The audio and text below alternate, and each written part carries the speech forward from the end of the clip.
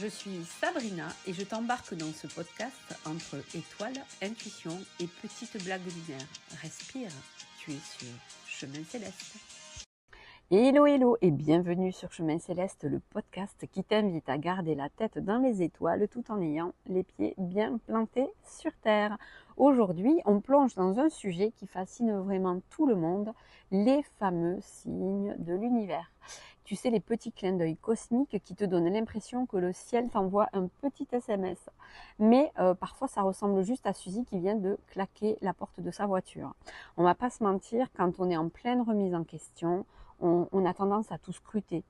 Tu demandes à l'univers, dois-je quitter mon job? Et là, la lumière clignote. Réponse divine ou juste l'ampoule Ikea qui rend l'âme. À ce rythme, même une mouette qui te lâche un petit cadeau sur l'épaule devient un message divin. Et là, c'est du vécu. Et toi, tu commences à vouloir interpréter le message. Alors, soyons honnêtes, on adore trouver du sens partout, même quand c'est juste ton grille-pain qui rend l'âme. Coïncidence ou synchronicité? Alors, comment savoir si vraiment c'est un signe ou juste la vie? Une coïncidence, c'est quand deux choses, elles arrivent ensemble, mais sans lien particulier.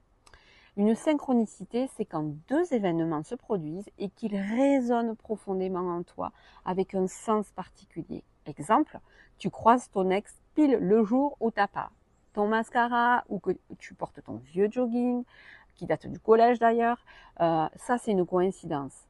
Mais si tu le croises juste après avoir décidé d'enfin tourner la page, là, tu peux commencer à parler de synchronicité.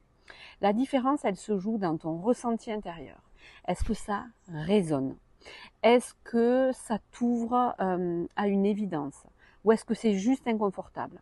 Comment reconnaître un vrai signe? Un vrai signe, il t'oblige pas à sortir ton manuel d'interprétation des coccinelles à 3 poids. Non, non. Il te touche directement. Ça fait comme un clic intérieur. Si tu dois passer 3 heures sur Google pour vérifier si voir une plume blanche dans ton jardin veut dire que tu dois déménager à Bali ou divorcer, c'est probablement pas un signe en fait. Un signe, c'est pas compliqué. Ça vient avec une clarté spontanée, d'accord? Ça te parle vraiment au cœur, pas juste dans ton mental. Et souvent, ça se répète. Quand l'univers, il veut vraiment que tu captes le message, il insiste, et il insiste lourdement. C'est comme un parent qui répète pour la 3e fois. Range ta chambre. La différence? L'univers ne crie pas. C'est la seule chose qui diffère en fait.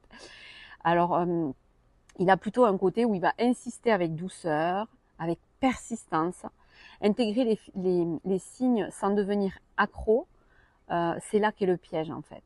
On peut devenir dépendant des signes comme si chaque feuille qui tombe devait t'indiquer la route, t'indiquer ton destin. Mais les signes ne sont pas faits pour prendre nos décisions à notre place. Ils sont là pour accompagner, confirmer ou éclairer. L'univers, c'est un peu comme un GPS spirituel. Il te propose un itinéraire, mais c'est à toi c'est toi qui tiens le volant en fait, tu vois. Alors regarde les signes, accueille-les, mais n'oublie pas que parfois c'est juste ton voisin Gérard qui sort ses poubelles.